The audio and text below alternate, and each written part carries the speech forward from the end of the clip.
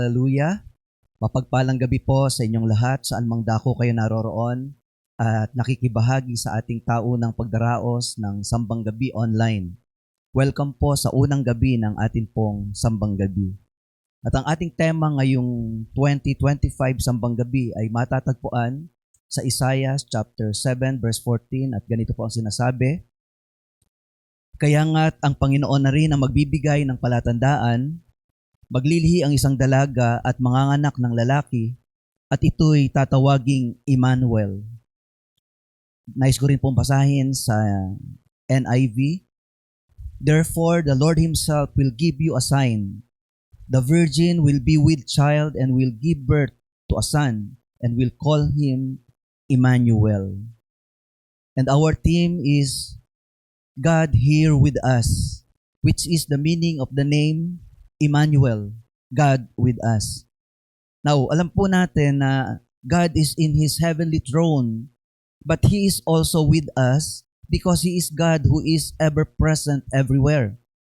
Kaya, God here with us, kung paanong kasama niya ang Israel noon, siya pa rin ang Diyos na kasama natin lagi, noon, ngayon, at magpakailanman. He is our Emmanuel, God who is not only with us, but God here with us. This means that our God is not a distant God, but here with us and will always be with us even to the end of the ages. At yan ang sinasabi ng ating passage na isang propesiya na naisakatuparan sa pamamagitan ng pagdating ng ating Panginoong Hesus na ipinanganak ng isang babae na siyang dahilan kaya meron tayong Paskong ipinagdiriwang. Sapagkat ang Diyos Anak o God the Son ay nagkatawang tao at nanahan sa piling natin, ito po ay nagpapahayag that God was here with us and will always be with us because He is Emmanuel, God who is with us. Now, in Matthew chapter 1, verses 22 hanggang 23, Angel Gabriel quoted this passage kay Mary and announced its fulfillment nung ipinahayag niya ang virgin birth ng ating Savior. Sabi po ng Matthew 1:22-23 sa NIV, All this took place to fulfill what the Lord had said through the prophet. The virgin will be with child and will give birth to a son, and they will call him Emmanuel, which means God with us. At nangyari nga na more than 700 years after ng prophecy ay pinanganak ang ating manunubo sa sabsaban. Nagkatawang tao upang iligtas tayong lahat sa ating mga kasalanan. Now, isang Bible trivia lamang po. Do you know na there are more than 300 prophecies about the coming of the Messiah in the Bible? And without a doubt, this prophecy dito po sa Isaiah chapter 7 verse 14, this is one of the greatest, if not the greatest prophecy in the Bible. Now, in Hebrew, the word virgin, it refers to a woman who is ready for marriage but not yet been touched by a man. Meaning, pag sinabing virgin, ang ibig sabihin po nito ay pure. At ang sinasabi dito na son na ipapanganak ay walang iba kundi the Son of God. It refers to the Son of God. Hindi po kung sinong tao lamang, kundi ang tinutukoy po dito ay ang ating Panginoong Hesus na bugtong na anak ng Diyos who would take a human form and was given a human name as Jesus. And alam natin na Jesus is the most wonderful name, the name that saves, the name that heals, the name above every names. At dito nga, ang pangalan na ibinigay sa ating Panginoong Hesus ay Emmanuel, na ang ibig sabihin ay God with us. At sapagkat ang prophecy na ito ay napulfill sa ating Panginoong Hesus, therefore napakalinaw na sinasabi ng verse na ito na ang ating Panginoong Hesus ay Diyos. He is Emmanuel, God who is with us, God who is here with us. Now, ano po ang implication nito sa atin knowing that God is here with us. What does this phrase, God here with us, tells us about our God? Now, meron pong 4 na mahalagang bagay na may kinalaman po sa ating Diyos. Ang nais ko po na ipahayag sa inyo patungkol po sa phrase na God here with us. At ang una po na implication ng phrase na God with us o God here with us, ang ibig sabihin po nito, our God is omnipresent. Ang ibig sabihin, ang ating Diyos being an omnipresent God, hindi lamang siya capable to be at all places at the same time, kundi He is really at all places at all times. Yan po ang ibig sabihin ng omnipresent. Siya ay nasa lahat ng dako. Siya ay Diyos na hindi nalilimitahan ng time and space. He is present everywhere. This means that our God is not a distant God. His throne is in the heavens and the earth is His footstool. Hindi katulad ng mga hari sa mundong ito, sila ay nasa kanilang kaharian, malayo sa kanilang mga citizens, ngunit ang ating Diyos, God, Emmanuel, He is with us and He will always be with us even to the end of the ages. Sabi nga ni David, where can I go from your spirit? Yan po ang sinabi niya sa Psalms 139 verses 7 hanggang 10. At basahin ko po, sabi po dito, saan ako magpupunta sa verse 7 upang ako'y makatakas? Sa banal mong espiritu'y hindi ako makaiwas. Kung langit ang puntahan ko, pihong ikaw ay naroroon. Sa Sheol ay naroon ka, kung doon ako manganganlong. Kung ako'y makalipad, umiwas na pasilangan, o kaya ang tirahan ko'y ang duluhan ng kanluran. Pihong ikaw ay naroon upang ako'y pangunahan. Matatagpo kita roon upang ako ay tulungan. So, David here ay pinapahayag niya yung kanyang awareness doon sa katotohanan na ang ating Diyos ay Diyos na nasa lahat ng dako. He is God, Emmanuel, who is here with us, always with us, upang tayo ay pangunahan at upang tayo ay tulungan sa bawat oras. Why? Because He is omnipresent. Lagi natin siyang kasama sa lahat ng oras. So yan po yung unang mahalagang katotohanan na nais kong maunawaan po natin about the phrase, God here with us. Now, secondly, pag sinabi po natin yung God here with us, ay tumutungkol po ito sa ating Diyos na God is our peace, our shalom. Ang shalom po ay, alam naman natin na Hebrew word for peace. At knowing that God is here with us will definitely give us peace. Ang sabi po ng Isaiah chapter 26 verse 3, you will keep in perfect peace him whose mind is steadfast because he trusts in you. So, kapag kaalam natin na kasama natin ang Panginoon, hindi po mahirap magtiwala sa alam mong Diyos na mapagtitiwalaan. At kung alam mo na ang kasama mo ay Diyos na makapangyarihan at siya'y mapagtitiwalaan, ikaw ay magkakaroon ng lubos na kapayapaan. Katulad po ng isang kwento about a ship na naka-encounter ng malakas na unos sa kalagitnaan ng karagatan. Sa ship po na ito na naka-encounter ng malakas na unos, ay sakay po dito ang isang misyonero na very zealous po na ihayag ang salita ng Diyos doon po sa West Indies. At para po magawa niya ito, ay kinailangan po niya ng maglakbay ng mahabang panahon at kailangan niya pong sumakay ng barko. At dito nga po sa pagsakay niya sa ship na ito ay naka-encounter po siya ng isang matinding unos. At habang sila po ay naroroon, doon, ilang mga araw na rin po ang kanila pong paglalakbay, sinalubong po sila ng masungit na panahon at sa pagkakataong ito ay lahat po ng mga sakay ay talagang natatakot sila sa kanilang kalagayan sapagkat sa sobrang lakas ng unos, sa sobrang sungit ng panahon, nag-aalin po yung alon sa dagat ang mga tao po ay talagang natatakot na at maging yung mga crew and even the captain himself ay nagpahayag na hindi po maganda ang kanilang kalagayan. Kaya nga ang sabi nila, sapagkat para sa kanila, hindi pa sila nakaka-encounter ng ganito katinding sama ng panahon sa kanilang paglalayag bilang mga mandaragat. At ang sabi po nila, this will be a terrible gale. We must prepare for the worst.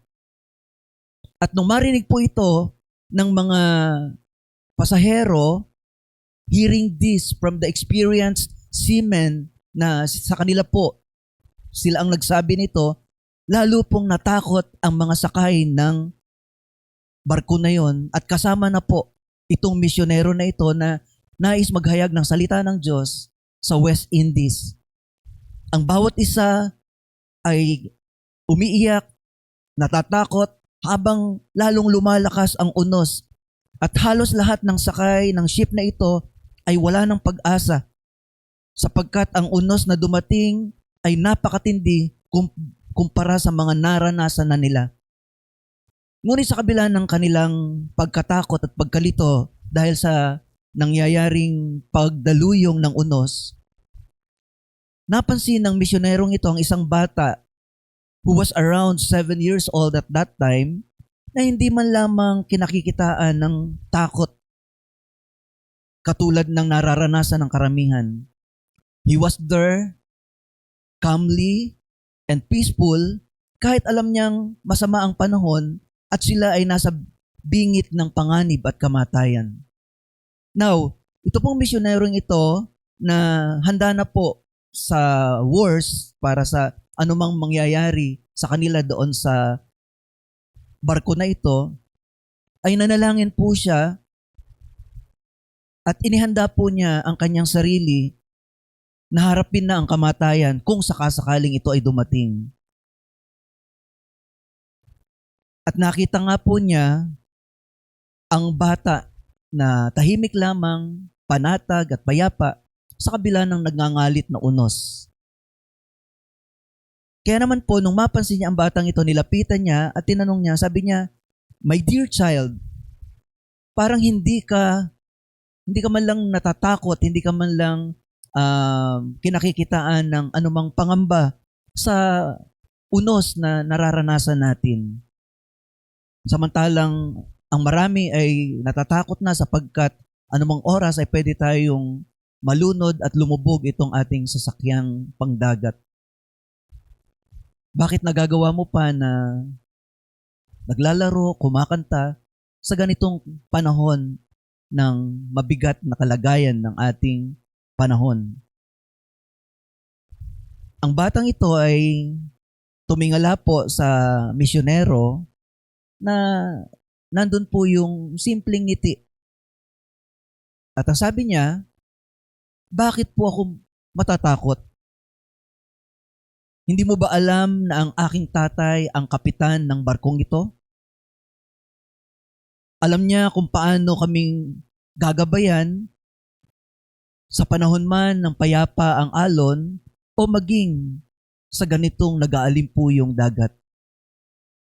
Sabi niya, mahal ako ng aking ama at alam ko na dahil siya ay naririto sa barkong ito, hindi niya ako pababayaang mapahamak. Kaya walang dahilan para ako ay matakot. As long as my father, the captain of the ship, is on board, I am not afraid." At ayon po sa kwento, ang unos po na ito ay nagpatuloy ng marami pa pong mga araw at gabi at finally, tumahimik po, pumayapa at yung mga pasahero na nabingit ang buhay dahil sa matinding unos ay abot-abot ng pasasalamat sa captain sa pambihira nitong kakayahan sa dagat na siyang naging dahilan kaya silang lahat ay naligtas. At sa pagkakataong iyon ay sinamantala ng misyonero ang opportunity na sabihin sa mga pasahero kung gaano payapa at panatag ang anak ng kapitan ng barko. Na siya din ay dahil sa ipinakitang kapayapaan ng bata, siya din po ay nagkaroon din ng kapayapaan by trusting God, the Father that he is serving. At sabi niya, although the captain has proved himself very courageous and strong, it is still beyond his skill and power to save us and the ship. Ngunit gayon pa man, ay meron tayong mahalagang aral na makikita dito sa ipinakitang katatagan at kapayapaan ng batang ito. Kung paanong ang batang ito ay may lubos na tiwala sa kanyang ama dito sa lupa na may limited skill and power. Ano pa, dahil dito hindi siya natatakot, anuman ang sitwasyon. Now, how much more na confidence dapat ang ating ibigay knowing that our Heavenly Father, whose power is infinite, our Heavenly Father, who is in control of every situation, who watches over every one of us, His children, with His fatherly love. Let us all take this lesson to heart. And whenever we are in danger, ask God with a childlike confidence to take care of us and believe that He will, even if the danger is very great. We should not be afraid because He will always be with us. Kaya napakahalaga pong lesson ito. Knowing that God is here with us gives us peace. Kaya kung alam mo na ang kasama mo ay ang Diyos na nasa iyong tabi lagi, na may control ng lahat ng sitwasyon, you will not fear because you will be at peace. Why? Because you know that God is here with you. That is enough for you to have peace.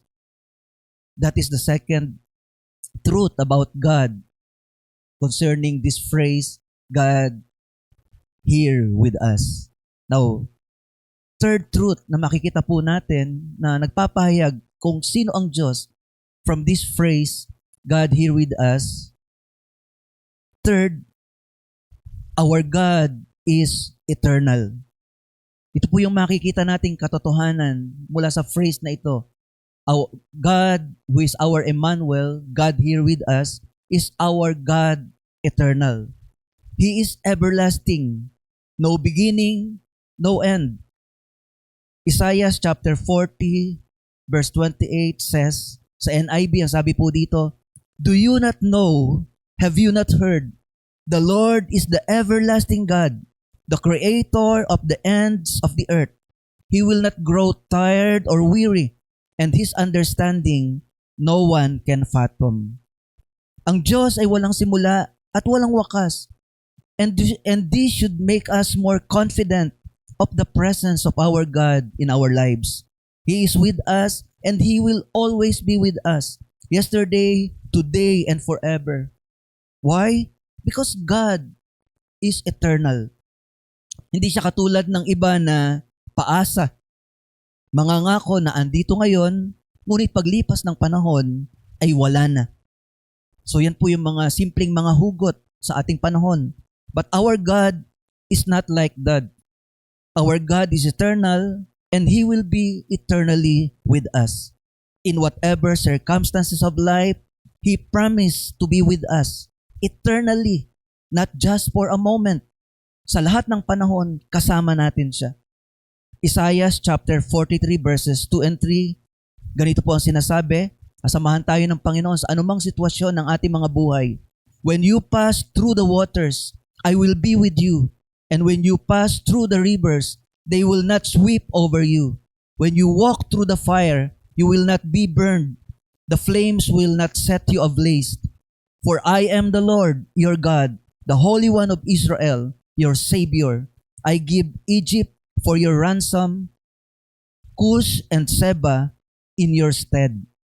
So, when the three young men, kung natatandaan po natin, the three young Jews were thrown into the fiery furnace that was heated 7 times, the king noticed that there was another one in the fire.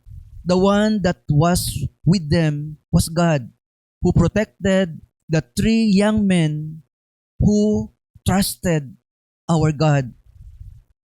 It was God who went with them in the fire. Yes, mga minamahal, the God that is here with us is the God eternal. The God who went through all the circumstances of life ng mga naunang mga mananampalataya. And we always delivered them. The same thing, the God of Israel, the God eternal, He is the same God na kasama po natin ngayon sa ating paglilingkod sa Kanya. Siya pa rin ang Diyos na yon na kasama po natin, and He is with us and He will always be with us even now and even to the next generation, even to the ends of the ages, because He has committed Himself to be with us, His children. Ang sabi po niya, ang kanyang commitment sa Matthew chapter 18 verse 20, For where two or three come together in my name, there am I with them. So, remember, when we are gathered in His name, He affirms His divine presence in our gatherings, pouring out His love, His mercy, His strength, His power, His abundant blessings. Katulad ng pag-affirm niya ng kanyang divine presence when Paul and Silas na nasa mahirap na sitwasyon, nasa madilim, mabaho na bilangguan, nakapangaw ang mga paa, kamay at ulo. But when they began to praise God in that dire situation, that place was shaken by God, an affirmation of His presence. Kaya when we say that God is here with us, it means that ang kasama natin ay ang God eternal. The same God na sumama sa mga Israelita, the same God na kasama natin hanggang ngayon, hanggang sa dulo ng panahon. Sa Hebrews 13:8, ito po ang pangako ng ating Panginoon. Ito ang sabi na salita ng Panginoon. Si Jesucristo noong nakaraan ay siya rin sa kasalukuyan at siya rin magpakailanman. Jesus Christ is the same yesterday, today, and forever because He is the eternal God, the God with His people of old, and the God who is here with us as well. He is the God eternal. And lastly, when we say God here with us, ang ibig sabihin po nito, God is faithful. Yes, God is faithful and He will always be faithful kahit hindi tayo faithful. When God gave this prophecy to King Ahaz through prophet Isaiah, He did this hindi dahil faithful si King Ahaz at deserve niya ang prophecy na ito. No, ang totoo, King Ahaz was one of the wicked kings who ever reigned in Judah. Repeatedly ay nagmamatigas siya sa Diyos, ngunit paulit-ulit na dahil sa faithfulness ng ating Diyos, ay binibigyan siya ng Diyos ng pagkakataon na magbago at magbalik loob sa Kanya dahil sa Kanyang faithfulness sa pangako niya, particularly kay David, na ang trono ni David ay mananatili magpakailanman. And from the throne of David ay lalabas ang Messiah, yung seed na manggagaling sa trono ni David. Ngunit sa sitwasyon na ito, sapagkat si King Ahaz kasama po ng buong Judah ay nasa sitwasyon na sinasabi nga ng Biblia dito sa Isaiah chapter 7, they were in those perilous days na kung saan ang Israel ay, ang Judah ay hukub-kubin ng Syria at ng Israel, which is the northern kingdom, at nag-combine sila at anumang oras ang balak ng alyansang ito ay i-overthrow ang trono ni King Ahaz at bigyan ng bagong uupo doon sa kanyang trono. Kaya marahil ang tanong ni King Ahaz sa prophecy na pinapahayag ng Diyos through prophet Isaiah ay ang tanong niya, paanong mananatili ang trono ng aming nunong si David gayong nag-alyansa ang mga bansa laban sa akin at sa Huda? Di nga ba't may ilalagay sila nakahalili ko? So kumbaga, dahil doon sa sitwasyon mahirap na sitwasyon ay iyon yung kanyang pangamba. At para i-assure siya ng Diyos sa kanyang fears, the Lord promised a Messiah. At ito nga po yung Isaiah 7:14 na magpapadala ang Diyos ng ipapanganak na isang lalaki, ipapanganak ng isang birhen. Papangalan ng Jesus o papangalan ng tatawaging Emmanuel na ang ibig sabihin ay kasama natin ang Diyos. At itong promise na ito, dito manggagaling sa trono ni David ang pangako na ito na Emmanuel. Ngunit hindi pa rin nagtiwala si King Ahaz sa pahayag ng Diyos. Nagmatigas pa rin siya. Kahit sa pamamagitan ng propeta ay sinabi na ng Diyos kay King Ahaz kung ano ang gagawin niya sa mga bansang ito na nag-alyansa sa kanya, na kinatatakutan niya sapagkat sila ay parang malaki na anumang oras ay kukubkubin sila. Ngunit sa Diyos, sila ay mga maliliit lang na bansa na anumang oras ay kaya ng Diyos na pulbusin sila. Ngunit higit na kinatatakutan ni King Ahaz ang alyansang ito. Kaya makikita natin sa Isaiah 7:4 na ang sabi dito, "Say to him," sapagkat sila ay takot na, kasama si King Ahaz at ang buong Judah, sabi, "Say to him, be careful, keep calm, and don't be afraid. Do not lose heart because of these two smoldering stubs of firewood, because of the fierce anger of Rezin and Aram and of the son of Remalaya." So sinasabihan siya ng Panginoon, huwag kang matakot sapagkat ang dalawang bansa na ito, ang dalawang alyansa na ito ay parang dalawang kahoy lamang na umuusok, ngunit di nagdidingas. Yun po yung kapahayagan ng propeta Isaias kay King Ahaz. Ngunit hindi pa rin siya naniwala sa katapatan ng Diyos. Sa halip, mas pinaliwalaan niya ang banta ng kaaway kaysa magtiwala sa katapatan ng Diyos. Kaya makikita din po natin sa Isaiah 7:5 and 6, "Nagbalak ng masama laban sa iyo ang Syria, ang Israel at ang anak ni Remalias, at kanilang sinabi, lusubin natin ang Juda, pasukuin natin at sakupin, papaghariin natin doon ang anak ni Tabiel." So itong banta na ito ng kaaway ang nagbigay ng takot kay Ahaz. Sa halip na magtiwala siya sa Diyos, sa katapatan ng Diyos, natutulungan siya, mas naniwala siya sa banta ng kaaway. At patuloy pa rin siyang nagmatigas, at makikita natin na sa harap ni Propeta Isaiah sa verses 10 hanggang 12, binibigyan siya ng pagkakataon ng Diyos ng malaking pribilehiyo na humingi ng anumang kanyang hihingiin. Ngunit sa halip na humingi ay hindi pinagtiwalaan ni King Ahaz ang pangako ng Diyos. At ito ang sabi niya sa verse 10, o itong ang sinasabi ng verse 10 ng Bible, ito naman ang pinasasabi ni Yahweh kay Ahaz, "Humingi ka sa akin ng palatandaan, maging sa kalaliman ng Sheol o sa kaitaasan ng langit." Para sinasabi dito ng Diyos, "Ask of me whatever you want, say it and I will make it happen." At ano ang naging sagot ni King Ahaz sa verse 12? Sumagot siya, sabi niya, "Hindi po ako hihingi, hindi ko susubukin si Yahweh." Ang sagot po ni King Ahaz dito, this may sound spiritual, ngunit ito ay tugon na nagpapakita ng kanyang stubbornness. At ang reason ng kanyang stubbornness o ng kanyang pagmamatigas, sapagkat ayaw niya magtiwala sa faithfulness ng Diyos.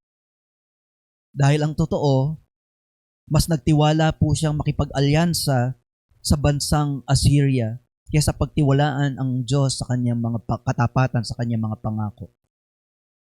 At makikita po natin ang pakikipag-alyansang ito ni King Ahaz sa Assyrians sa 2 Kings chapter 16 verses 5 hanggang 9. Wow, ano pong nakikita natin dito? Instead of trusting the eternal, omnipotent, faithful God, mas pinagtiwalaan niya ang isang bansa na pupuksain din naman ng Diyos. Kaya ano ang pinahayag ni Propeta Isaias? Sa verse 13, ang sabi niya, "Pakinggan mo, sambahayan ni David." Kaya instead na kay Ahaz niya sabihin itong pahayag na ito na darating mula doon sa trono ni David, ang isang manunubos, directly ay ipinahayag ito ni Prophet Isaiah sa buong Juda. At ang sabi niya, pakinggan mo, sambahayan ni David, kulang pa ba ang galitin ninyo ang mga tao na pati ang aking Diyos ay inyong niyayamot? At dito nga ay ipinahayag niya ang greatest prophecy of the coming Messiah, none other than our Lord and Savior Jesus Christ. Sa kabila ng pagiging unfaithful and wicked king ni King Ahaz, still, dahil sa faithfulness ng Diyos sa kanyang mga pangako kay King David na ang kanyang trono ay mananatili, in fact, sa trono niya manggagaling ang hari at tagapagligtas, at yon ay walang iba kundi ang ating Panginoong Hesus. At ang prophecy, ang sabi niya,